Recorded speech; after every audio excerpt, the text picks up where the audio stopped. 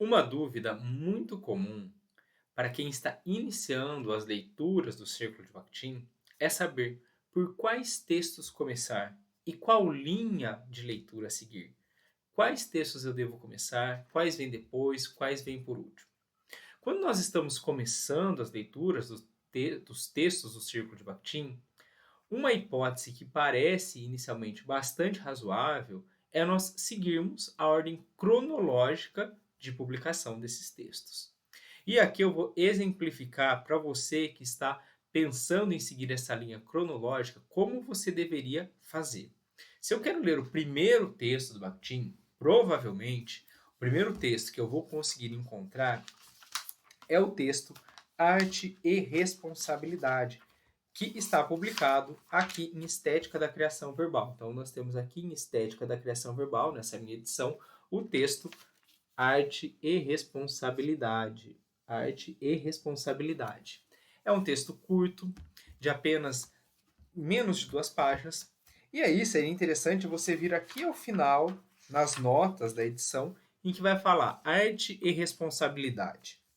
Trata-se de uma das primeiríssimas manifestações de Bakhtin na imprensa, publicada pela primeira vez no Almanaque Diário, O Dia da Arte, Newell, 1919, 13 de setembro, páginas 3 e 4. Em Newell, o autor morou e trabalhou em 1918 a 1920, após o término de seus estudos na Universidade de Petersburgo.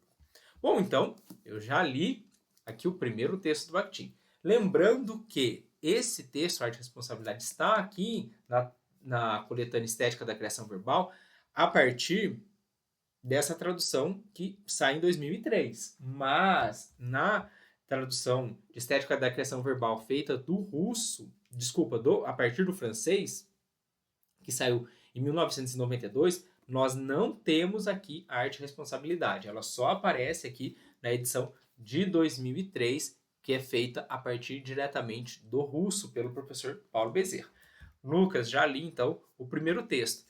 E o segundo texto? Será que eu vou encontrar aqui em Estética da Criação Verbal? Não. Daí, nesse caso, um segundo texto provavelmente é Para uma Filosofia do Ato ou Para uma Filosofia do Ato Responsável. Nesta edição aqui, eu estou com a tradução do Carlos Alberto Faraco e do Cristóvão Teza, que é uma tradução, como eles colocam aqui, para fins didáticos e acadêmicos. É uma tradução do início dos anos 2000. E depois nós temos o mesmo texto, uma nova tradução, novamente pelo professor Carlos Alberto Faraco e pelo professor Valdemir Miotello, que sai com o título Para uma Filosofia do Ato Responsável. Essa aqui, que é essa didática, é Para uma Filosofia do Ato, não tem o responsável, tá? Bom, muito bem. Então temos esse texto aqui do início dos anos 20, que é um texto longo, um texto complexo, um texto filosófico. Também vai demandar algum trabalho aí de leitura. Lucas, já consegui vencer esses 2 textos. E agora, qual que é o terceiro? Provavelmente o terceiro é O Autor e a Personagem na Atividade Estética. Está aqui na edição de Estética da Criação Verbal de 92. Está na tradução direta do russo em Estética da Criação Verbal. Vou mostrar aqui para vocês. Tentar, né? O autor e a personagem na atividade estética. Acho que agora focalizou. Então, o autor e a personagem na atividade estética. Então, em 2003 sai essa tradução. Lembrando que agora, em 2023, 20 anos depois, nós temos uma nova tradução de o autor e a personagem na atividade estética, novamente pelo professor, feita pelo professor Paulo Bezerra. Ou seja, há 20 anos de diferença entre essa tradução, que sai aqui em Estética da Criação Verbal, e essa de 2023. E nós temos algumas mudanças interessantes, porque aqui, em 2003, o termo que é vertido do russo como distância, nessa nova tradução aparece, por exemplo, como extralocalização, sendo que na primeira tradução, que foi a tradução feita a partir do francês, esse mesmo termo aparece como exotopia, um termo que ganhou, na verdade, uma grande repercussão entre os estudiosos bakhtinianos. Então, eu tenho exotopia nessa tradução, distância nessa tradução de Estética da Criação Verbal e extralocalização nessa tradução. Tudo bem? Então eu estou lendo esse texto que também, o autor e a personagem da atividade estética, também é ali do início dos anos 20.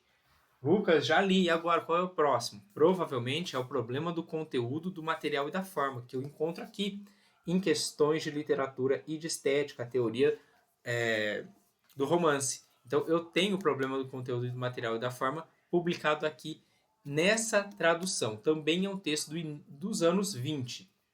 Muito bem. Mas ainda ao final dos anos 20, vão aparecer outros textos do Círculo de Bakhtin. Aqui nós começamos, inclusive, a entrar com outros autores. Então eu tenho o método formal nos estudos literários do Medvedev, certo? Que é traduzido no Brasil em 2012. Então agora eu estou entrando com outro texto, com outro autor também. E daí, se eu estou lendo, talvez fosse o caso de eu pensar a questão da autoria dos diferentes autores do Círculo, certo? E esse texto aqui também trata bastante, por exemplo, da questão dos gêneros, para quem se interessa por essa leitura. 1928 e em 1929 nós temos um texto bastante conhecido do Círculo, que é o texto Marxismo e Filosofia da Linguagem, cuja tradução brasileira, nessa edição feita a partir do francês, é de 1979. A minha edição não é de 1979, mas a tradução a partir do francês é de 1979. E nós temos, em 2017, uma nova tradução de Marxismo e Filosofia da Linguagem. Então, no Brasil, nós contamos com duas traduções de Marxismo e Filosofia da Linguagem. Texto do Voloshinov ou Voloshinov, ou, para alguns, do Bakhtin, que sai em 1929. E em 29 nós temos também a publicação de Problemas da Obra, de Dostoiévski, livro que vai ser complementado, repensado, reelaborado, incrementado e vai sair como Problemas da Poética de Dostoiévski em 63, né? Muitos anos depois, de 29 para 63. O que eu estou dizendo com isso? Se você pretende seguir a linha, e claro, existem vários outros textos que eu não vou trazer aqui todos no vídeo, porque ficaria um vídeo bastante extenso. Existem tantos textos do Bakhtin, do Círculo, do Voloshinov, do Medvedev, que são textos longos, textos complexos. Vamos pensar, por exemplo, em Para uma Filosofia do Ato, ou Para uma Filosofia do Ato Responsável, um texto em que o Bakhtin faz discussões com vários teóricos, entre os quais, por exemplo, Kant, a depender da sua pesquisa, a depender do quanto você queira se aprofundar, talvez você precise dialogar com o Kant, ler o Kant. Ou, por exemplo, eu estou lá lendo Problemas da Poética de Dostoiévski ou Problemas da Obra de Dostoiévski, talvez eu sinta a necessidade de ler a literatura do Dostoiévski, que é uma literatura extensa, talvez eu não leia toda, mas eu leia parte dessa literatura. O que eu estou dizendo com isso? Seguir a ordem cronológica vai te impor um esforço de leitura muito grande, um esforço que dificilmente vai ser executado no pouco tempo que nós temos para as pesquisas acadêmicas. Vamos pensar, 1 ano para trabalho de conclusão de curso, para uma monografia de conclusão de curso, 1 ano e meio, 2 anos ou 1 ano para uma especialização, 2 anos para um mestrado e mesmo 4 anos para um doutorado. Mesmo em 4 anos de um doutorado, provavelmente a pessoa não vai conseguir vencer todos os textos do Círculo de Bakhtin. Lucas, mas eu vou me organizar e vou ler todos os textos do Círculo de Bakhtin. Lembrando que esses textos, se nós pensarmos, por exemplo, no Bakhtin, eles começam em 1919 e tem os textos publicados dele na década de 1970, ou seja, há mais de 50 anos de produção intelectual do Bakhtin. E ainda há as produções do Medvedev e do Voloshinov ou Voloshinov. Nós temos muitos textos, mas vamos supor que você ainda assim queira ler todos os textos. Se você for ler todos esses textos, ainda assim, a meu ver, não haverá tempo suficiente para reflexão sobre esses textos. O Bakhtin não escreveu esses textos em 4 anos. Ele tem um curso de desenvolvimento, ele tem um tempo para reflexão. Eu preciso ler aquele texto, entender aquele texto, muitas vezes reler e reler várias vezes, articular com outros autores e principalmente articular com o meu objeto de pesquisa, com aquilo que eu estou estudando. E essa reflexão, ela não vai acontecer do dia para a noite. Então, para mim, qual é o caminho? É a ordem cronológica de leitura dos textos do Círculo de Bakhtin? Não. O caminho para mim é você pensar o que você está estudando. E aí você vai pensar por quais textos você vai começar. E depois você pode ir expandindo. Como eu sei que falar só isso talvez não te esclareça muito, eu vou dar exemplos. Vamos supor que você seja da área de artes e você queira discutir sobre os opostos, os oxímoros, as contradições. Talvez um conceito muito importante para você seja o de carnavalização. Conceito que você vai encontrar discutido aqui em A Cultura Popular na Idade Média e no Renascimento, o contexto de François Rabelais, e também em Problemas da Poética de Dostoiévski, que também tem essa discussão sobre a carnavalização. Veja, então você já está articulando pelo menos 2 textos do Círculo, e você pode depois articular outros.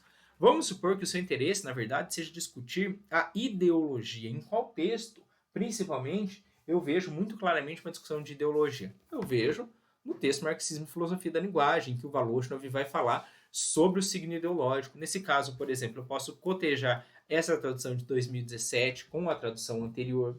Eu posso, inclusive, buscar outras traduções, a tradução em língua inglesa, francesa, espanhola, se for do meu interesse, e, inclusive, depois ir expandindo os meus estudos. Então, você, por exemplo, quer fazer uma análise ideológica de discursos vários, de discursos políticos, de discursos sobre temas polêmicos, aborto, feminicídio, várias questões de gênero, questões de identidade, questões raciais que você queira discutir, talvez o caminho inicial seja ali pelo signo ideológico, em Marxismo e Filosofia da Linguagem. Mas vamos supor que não, você é um professor e você está interessado em discutir os gêneros do discurso. Claro, uma leitura básica vai ser os gêneros do discurso, que sai aqui em 2016 numa nova tradução, mas que já compunha estética da criação verbal na tradução de 1992 e também está traduzido aqui em 2003 em Estética da Criação Verbal. E foi novamente traduzido pelo professor Paulo Bezerra em 2016, também com alterações, a meu ver, importantes, relevantes, que você pode conferir nessa tradução. O que eu estou dizendo com isso? E talvez, lendo, né, estou falando de carnavalização, estou falando de gêneros de discurso, estou falando de signo ideológico, e em todos eles eu estou pensando no dialogismo. Uma obra também bastante importante, além, claro, do gênero do discurso, é justamente Problemas da Poética de Dostoiévski. Então, qual é o caminho? Não existe uma resposta fechada para qual o caminho de leitura, mas provavelmente a leitura cronológica não é o melhor caminho. O melhor caminho é você pensar no seu objeto de pesquisa e, a partir dele, estabelecer conceitos fundamentais do Círculo de Bakhtin, a partir dos quais você vai iniciar suas leituras. Então você inicia por um texto e depois você pode ir expandindo. Por isso que muitas vezes as pessoas me perguntam qual o caminho e não existe uma fórmula mágica, não existe uma resposta exata para cada um. Existe a resposta para o seu objeto de pesquisa, existe a resposta para a sua pesquisa, para aquilo que você quer pesquisar hoje e que inclusive pode ser diferente se você quiser pesquisar algo diferente em um outro momento. Eu espero que esse vídeo tenha te esclarecido e tirado da sua cabeça a intenção de fazer essa leitura cronológica, porque essa leitura cronológica não é o melhor caminho para começar uma pesquisa bakhtiniana. Eu agradeço a sua atenção, deixa o seu comentário, conta para mim aqui que pesquisa que você está fazendo. Um grande abraço e até o próximo vídeo.